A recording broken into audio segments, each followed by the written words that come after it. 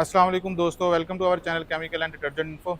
दोस्तों आज हम एक फैसलाबाद में एक सोप इंडस्ट्री में आए हैं और ये जो फैक्ट्री है जदीद मशीनरी के साथ स्टेट ऑफ द आर्ट काम कर रही है, लेबॉर्ट्री के साथ। और इनके पास मशीनरी भी जदीद है और प्रॉपर थ्रू SOPs, जितने भी जो SOPs होते हैं किसी भी प्रोडक्शन यूनिट के, किसी भी मैन्युफैक्चरिंग यूनिट के, तमाम SOPs को पूरे करते हुए ये काम कर रहे हैं। तो आज इसका हम पूरा आपको रॉ मटेरियल की अनलोडिंग से लेकर फिनिश प्रोडक्ट पैकिंग तक पूरा प्रोसेस आपको विजिट कराएंगे। ठीक है, आइए अब हम सबसे पहले क्या होता है, जब रॉ मटेरियल आते हैं उनके सैंपल्स लेते हैं। सैंपल्स लेके हम उनको लैब के अंदर चेक करते हैं। लैब के अंदर चेक करने के बाद फिर हम उसको आगे अगर ओके हों स्टैंडर्ड्स के मुताबिक तो फिर हम उसको आगे लेके जाते हैं। चलें लैब की तरफ चलते हैं।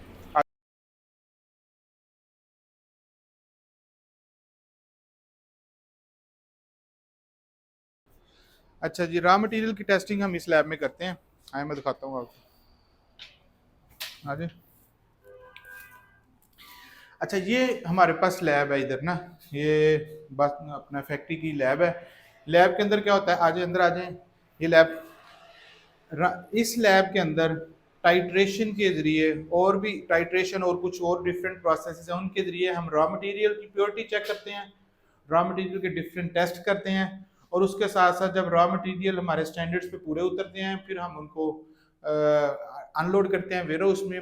वेयर हाउस से फिर प्रोडक्शन की तरफ जाते हैं और प्रोडक्शन के अंदर हम जब प्रोडक्शन करते हैं बैच वाइज प्रोडक्शन करने के दौरान वहां पर जो हमारी प्रोडक्शन होती है फाइनल प्रोडक्ट तैयार होने पैक करने से पहले जो प्रोडक्ट तैयार होती है उसको भी हम लेके आते हैं और उसका प्रॉपर लैब में टेस्ट करते हैं।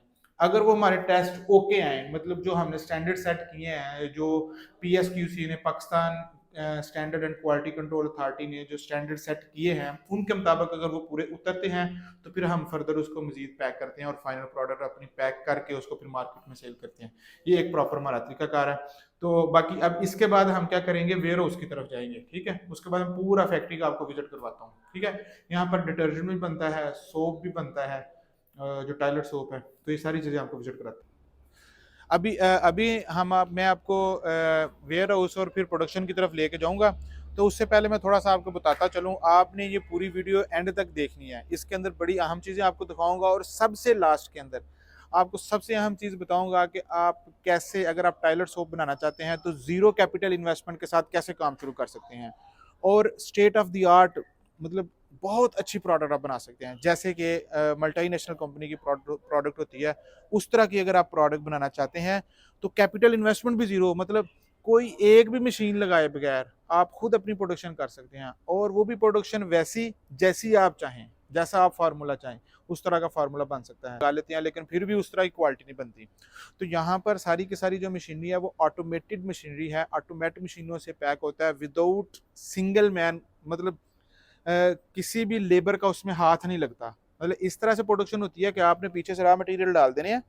ठीक है, पीछे से रॉ मटेरियल डाल देने हैं मिक्सर में और वो आगे से आपको पैक हो के आपके हाथ में प्रोडक्ट आ जानी है, पैक हो के, और फिर उसको डब्बों में ऑटोमेटिकली उसको पैक कर देना आपने। तो इस तरह की ये प्रोडक्शन है। तो बड़ी ही मतलब SOPs को फॉलो करते हुए और ये प्रोडक्शन होती है। अगर फिर वो एंड पे बाकी डिस्कस करेंगे, लेकिन शर्त यह है कि आपने लास्ट में आपसे जो बात मैंने की है लास्ट में आपने मेरे साथ अटैच रहना है और उसमें मैं आपको बताऊंगा कि how to start toilet soap business with zero capital investment, and you can also make a perfect product just like the multinational company making. Okay.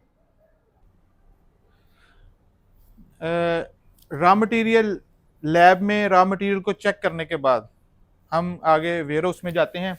हम वहाँ पर तसल्ली करते हैं लैब के अंदर कि आया कि रॉ मटेरियल जो हैं वो हमारे स्टैंडर्ड्स के ऊपर पूरे उतर रहे हैं कि नहीं उतर रहे। उसके बाद फिर हम यहाँ पर गोदाम में आते हैं। तो ये हमारे साथ बासित साहब हैं, ये इस बासित सोप फैक्ट्री है फैसलाबाद में, उसके ये डायरेक्टर हैं। तो आप सर, हम थोड़ा सा गुजारिश करेंगे, थोड़ा सा अपनी कंपनी का तारफ़ करा दें, फिर हम आगे प्रोडक्शन की तरफ जाते हैं। हमें तो वैसे काफ़ी देर हो गई है इस बिज़नेस में, मगर हम कंटिन्यूज़ जो है ब्यूटी सोप की लाइन है मैन्युफैक्चरिंग की, इसमें तकरीबन हम अरसा लास्ट कोई 5 ईयर से हैं। तो आगे चलते हैं, आपको विज़िट हाँ करवाते जी, हैं। बड़े अच्छे तो लेवल पे काम कर रहे हैं और मैंने इनका सिस्टम देखा है और मुझे लिटरली पसंद आया। बहुत कम लोग ऐसे काम करते हैं कि स्टेट ऑफ द आर्ट काम करते हैं, पहले लैब और अब सारा प्रोडक्शन का प्रोसेस आपको विजिट। ये इनका वेयर हाउस है, ये रॉ मटेरियल्स पड़े हुए हैं, और ये रॉ मटेरियल्स जो हैं ये सारे के सारे रॉ मटेरियल, ये रॉ मटेरियल जो आए हैं इनकी पहले लैब में चेकिंग हुई है। जैसा कि मैंने आप लैब दिखाई है आपको पीछे, तो उस लेबॉर्ट्री के अंदर अगर स्टैंडर्ड्स के मुताबिक इनके रॉ मटेरियल्स नहीं उतरेंगे तो ये वापस कर देते हैं, रिटर्न कर देते हैं, और सप्लाई दोबारा भी रहती है जो इनके स्टैंडर्ड्स के मुताबिक जो इन्होंने दिए हुए हैं वो पूरे उतरेंगे, ताकि जो इनकी फाइनल प्रोडक्ट अच्छी बने और अच्छी क्वालिटी की बने। अगर रॉ मटेरियल की हम टेस्टिंग नहीं करते, ये मैंने पहले भी कई दफ़ा बता चुका हूँ, अगर रॉ मटेरियल की टेस्टिंग नहीं करते तो हमें ये खदशा होता है कि हमारी फाइनल प्रोडक्ट में फॉल्ट आएगा या वो अच्छी क्वालिटी की नहीं बन सकेगी। तो इसीलिए लैब का होना ज़रूरी है। मैं इसलिए बार बार सबको गाइड करता हूँ कि laboratory is the most important department in your every business. तो उस पर ज़रूर करें, ठीक है।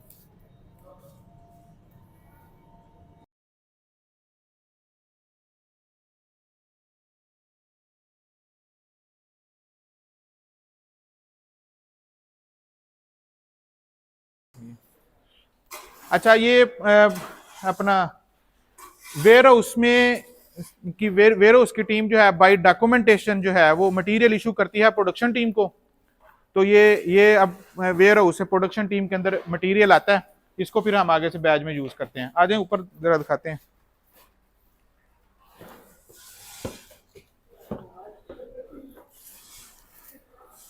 ये तकरीबन 750 किलो का एक बैच है, 750 किलो का मिक्सर है।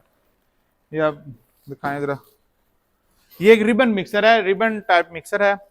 तो इसके अंदर हम बैच अपना बनाएंगे, प्रोडक्शन करेंगे अकॉर्डिंग टू आवर रेसिपी। तो उसको फिर आगे से आगे नेक्स्ट प्लोडर वगैरह में उसको लेके जाएंगे मजीद उसके आगे प्रोसेस में, वो भी आपको सारा हम दिखाते हैं। अच्छा, ये मिक्सिंग है, पीछे रिबन मिक्सर आपने देखा था, वहां पर 750 किलो का हमारा बैच बना, और उसके अंदर अपनी रेसिपी के मुताबिक हमने उसको प्रॉपर एक मिक्सिंग टाइम दिया है। और उसके बाद ये आगे आ जाएगा प्लोडर हमारा। ये प्लोडर है, ये 10 इंच का प्लोडर है। इसके अंदर वो बड़े बड़े जो नूडल्स हैं, मोटे नूडल्स, वो इधर इसमें आते हैं, तो ये बारीक सेमियों में बदल जाते हैं। ये बारीक नूडल्स कह लें या बारीक सेमियां भी इसको कहते हैं। तो ये उसके बाद आगे नेक्स्ट प्रोसेस में ये आगे मिलिंग मशीन है। मिलिंग मशीन क्या करती है? मिलिंग मशीन इसको मजीद बारीक करती है, कूटती है इसको, ग्राइंड करती है।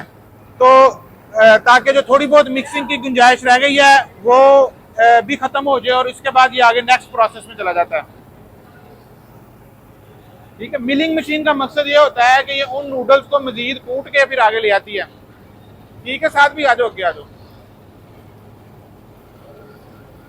ले आगे ले आए। मिलिंग मशीन पर ये कन्वेयर है, कन्वेयर ये लेके जाएगी आगे, ये आगे, फिर ये ऊपर चढ़ जाओ। चलो, ये है, ये आप कह लें कि ठीक है, ये भी प्लोडर है। प्लोडर के बाद फिर इस प्लोडर में आता है मटेरियल। ठीक है, इस प्लोडर में आने के बाद ये आगे बार बन के निकल रहे हैं। ये हमारे पास बार बन गया है ना, इसको डंडा भी कहते हैं पंजाबी जुबान में, या एक लॉन्ग बार कह लें। ये लॉन्ग बार बन के आ गया। ठीक है, ये देखें जा रहा है, आगे ले जाए। ये स्टैंपर मशीन है, ये स्टैंप लगाती है, और कह लें कि साथ अपने वो जो शेप एक डाई इसके अंदर लगी हुई है, तो वो डाई लगा के आगे इसको, ठीक है, आगे ले आए।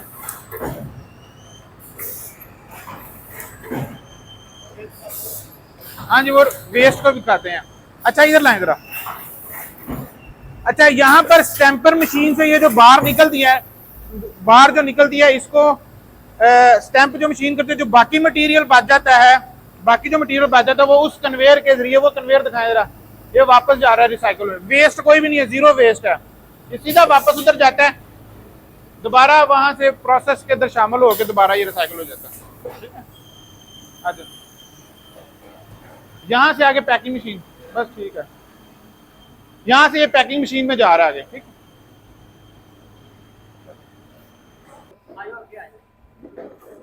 अच्छा, ये वहां से हमारी ये जो प्रोडक्शन आ रही है, उसके बाद ये यहाँ पर हम इसको पैकिंग मशीन चला रहे हैं, ठीक है। पैकिंग मशीन के अंदर फिर ये पैक होगा। चलाएं चलाएं यार, चलाएं पैकिंग मशीन।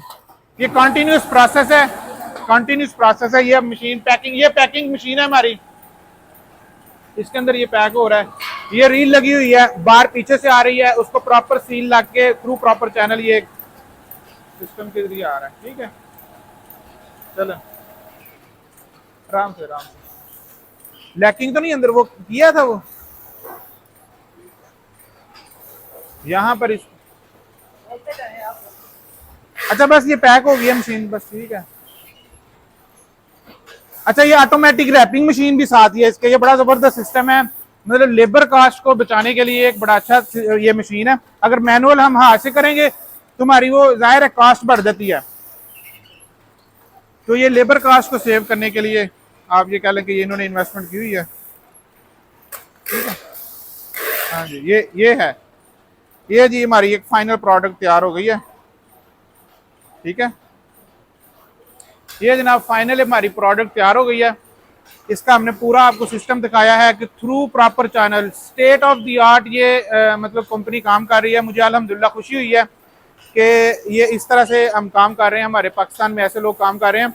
तो ऐसे ही सबको काम करना चाहिए विद लैब, सारे स्टैंडर्ड्स को पूरे करते हुए। मतलब जो भी इंटरनेशनल स्टैंडर्ड्स हैं और हमारे पाकिस्तान के दिए गए स्टैंडर्ड्स हैं उसके मुताबिक ये कंपनी काम कर रही है। जी दोस्तों, आपको पूरी फैक्ट्री का विजिट कराया और दोस्त बड़े कोऑपरेटिव थे, उन्होंने इजाज़त दी। शुक्रिया बासित साहब का, माजिद साहब का कि उन्होंने इजाज़त दी और हमने पूरी फैक्ट्री का विजिट किया।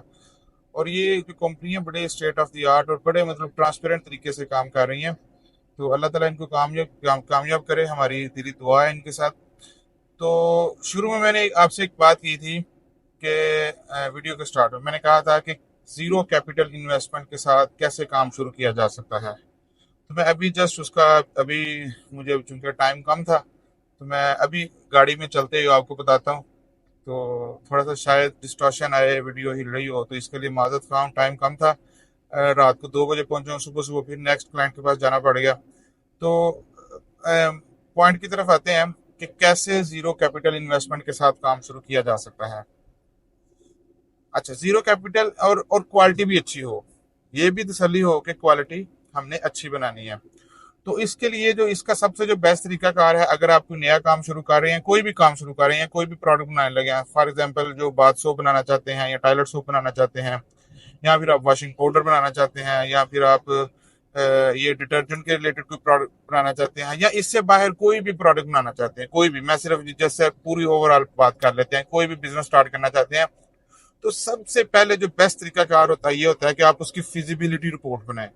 फिजिबिलिटी रिपोर्ट बनाएं और उसके बाद, बल्कि फिजिबिलिटी रिपोर्ट से भी पहले आप प्रोडक्ट नॉलेज हासिल करें कि जो आप प्रोडक्ट बनाने जा रहे हैं उसके अंदर कौन कौन से ऐसे रॉ मटेरियल यूज होते हैं जिनसे प्रोडक्ट की क्वालिटी बेहतर होती है, और कौन से रॉ मटेरियल ऐसे हैं जिनसे प्रोडक्ट की क्वालिटी नीचे आती है।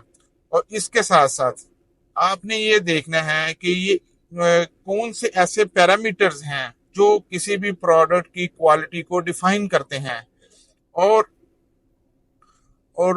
उन पैरामीटर्स को चेक करने का क्या तरीका कार है, ये भी साथ आपने सीखना है कि उन प्रोडक्ट को कैसे एनालाइज करते हैं। आपके पास अगर अननोन सैंपल आएगा तो उसको कैसे आप एनालाइज करेंगे कि उसकी क्या है, मतलब क्वालिटी क्या है। तो ये चीज जब आप सीख लेंगे, ये तकरीबन आप चाहेंगे नीयत के साथ अगर करेंगे तो आप 15-20 दिन या महीने के अंदर इजीली चीजें सीख सकते हैं, कोई मुश्किल काम नहीं है। फिर आपने जब ये चीजें सीख लेनी है, फिर आपने उसकी लैब बनानी है उस प्रोडक्ट, हाँ एक लैब बनानी है। लैब के ऊपर आपकी थोड़ी सी इन्वेस्टमेंट आएगी मुनासिब सी, वो आपने ज़हन में रखनी है, क्योंकि लैब बनाना बहुत जरूरी चीज है ताकि आप रॉ मटेरियल्स की क्वालिटी चेक कर सके और फिनिश प्रोडक्ट की क्वालिटी चेक कर सके। अच्छा, लैब के अंदर आप क्या करेंगे कि आपने जब बना लेंगे तो आपने अपने करीब तरीन यूनिट देखना है कि जो आप प्रोडक्ट बनाना चाह रहे हैं आपके करीब तरीन उसका मैन्युफैक्चरिंग यूनिट कौन सा है। आपने उनसे मीटिंग प्लान करनी है, उनसे और उनके साथ ये मीटिंग प्लान करके आपने उनसे पहले पूछना है कि क्या जो आप प्रोडक्ट बनाना चाह रहे हैं क्या वो आपको वो बना के दे सकते हैं कि नहीं दे सकते हैं, क्या उनके पास स्पेस है। अगर वो कहें यस कि हम जी दे सकते हैं प्रोडक्ट, आपको बना के दे सकते हैं। तो फिर आप उनको अपने क्वालिटी पैरामीटर्स बताएं कि ये क्वालिटी होनी चाहिए, मैं ये प्रोडक्ट बनाना चाहता हूँ और ये क्वालिटी उसकी होनी चाहिए, तो आप हमें बना देंगे। अगर वो आपको बना देते हैं तो ये बड़ी अच्छी बात है। तो आप उनके साथ कांटेक्ट करें कि थोड़े बहुत उनको लेबर या जो भी उनके एक्सपेंसेस हैं, और उनको ज़ाहिर है थोड़ा बहुत प्रॉफिट भी आप दें, और उनके साथ आप जो भी आप रिक्वायर्ड स्टॉक बनाना चाहते हैं बनाएं, और बना के उसको फिर आप आगे उसकी मार्केटिंग करें। तो अब इसका फ़ायदा क्या होगा, ये जो तरीकाकार है ये बड़ा बेस्ट तरीका है किसी भी काम को स्टार्ट करने का। इसका फ़ायदा ये होगा आपको कि आप अपना ज़ीरो कैपिटल इन्वेस्टमेंट के साथ काम शुरू कर सकते हैं। ठीक है, जब आपकी 2 साल 3 साल 4 साल, जब समझे आपकी प्रोडक्ट की सेल बहुत ज़्यादा अच्छी हो गई है, आप बड़े कामयाब जा रहे हैं, अब आप सोचते हैं जी कि अब जनाब मैं अगर फॉर एग्जांपल कि ये बाहर से जो 100 टन बनवा रहा हूँ आज अब मैं खुद बनाना शुरू कर लूँ तो उससे मुझे इतने पैसे बचते हैं, तो आप वो भी देख लें। फिर आप और आप समझे कि आपके पास अब इन्वेस्टमेंट आ गई है, मशीनें लगाने की इन्वेस्टमेंट आ गई है, तो आप मशीनों की इन्वेस्टमेंट करके आप प्रोडक्शन को स्टार्ट कर सकते हैं। लेकिन स्टार्ट कैसे लेना है मैंने आपको बताया कि आप थर्ड पार्टी मैन्युफैक्चरिंग या जितने भी मल्टीनेशनल कंपनीज हैं इंटरनेशनल लेवल पे भी और बड़ी अच्छी कंपनीज, वो सारी ऐसे ही काम करती हैं जब भी स्टार्ट। और कई लोग तो फिर ऐसे काम शुरू करती हैं और ऐसे ही करती रहती हैं, वो कभी अपना यूनिट लगाती ही नहीं है, वो हमेशा ही थर्ड पार्टी से बनाती रहती हैं, वो इस टेंशन में पड़ती नहीं है। क्योंकि उसकी वजह यह है कि एक तो मशीनों पे इन्वेस्टमेंट करनी पड़ती है, मशीनों पे इन्वेस्टमेंट के साथ फिर जब आप फैक्ट्री लगाते हैं तो चंद पैसे बचाने के लिए आप बहुत ज्यादा सरदर्द, मतलब वो एक प्रोडक्शन यूनिट की, मैन्युफैक्चरिंग यूनिट की एक अपनी बहुत बड़ी टेंशन होती है। अगर आप अच्छे तरीके से काम करना चाहें तो बेहतर तो यही है, मैं ये रिकमेंड करूंगा आपको कि ऐसे अगर काम करना चाहें तो आप ये कर सकते हैं। अच्छा, मैंने वर्ड इसमें बोला था कैपिटल इन्वेस्टमेंट। कैपिटल इन्वेस्टमेंट क्या है, और असल में इन्वेस्टमेंट 2-3 तरह की होती है। एक तो होता है कैपिटल इन्वेस्टमेंट और एक होता है ऑपरेशनल इन्वेस्टमेंट।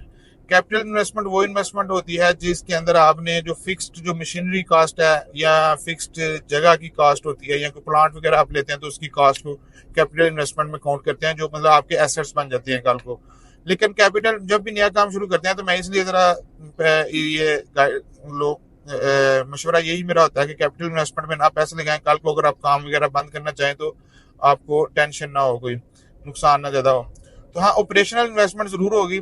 जो ये मैंने आपको तरीका बताया इस तरीके से अगर आप काम करेंगे तो ऑपरेशनल इन्वेस्टमेंट तो जाहिर है करनी पड़ेगी। जो भी स्टॉक आपने लेना है वो कुछ जितना भी लेना है वो आपकी जेब के ऊपर डिपेंड करता है कि आप कितना लेना चाह रहे हैं। और दूसरा ये है कि जिस फैक्ट्री से आप कॉन्ट्रैक्ट करते हैं, जहां से आप टॉलिंग करवाना चाहते हैं, तो उस पर भी डिपेंड करता है कि वो आपको मिनिमम कितना बना के देगा। अगर आप किसी अच्छी और बड़ी फैक्ट्री में जाएंगे तो जाहिर है वो मिनिमम क्वांटिटी उनकी अच्छी क्वांटिटी में वो बना के देते हैं, थोड़ी क्वांटिटी में बाज लोग नहीं बना के देते क्योंकि उनकी मशीनें बड़ी होती हैं, उनकी फिर इस तरह ऑपरेशनल कॉस्ट बढ़ जाती है। तो वो डिपेंड करता है कि आप कितना बनाना चाहते हैं। तो ये दो चीजें हैं, मतलब कैपिटल इन्वेस्टमेंट जीरो होगी लेकिन ऑपरेशनल इन्वेस्टमेंट आपने जाहिर है वो करनी है। वो डिपेंड करता है कि आपके पास कितने पैसे हैं, आप उस हिसाब से शुरू करें, या फिर इस चीज पर भी डिपेंड करता है कि आप किस थर्ड पार्टी से जिससे बनवाना चाह रहे हैं वो मिनिमम कितना बना सकते हैं। जी ठीक है, बहुत बहुत शुक्रिया, थैंक यू आखिर तक देखने के लिए। अल्लाह हाफिज।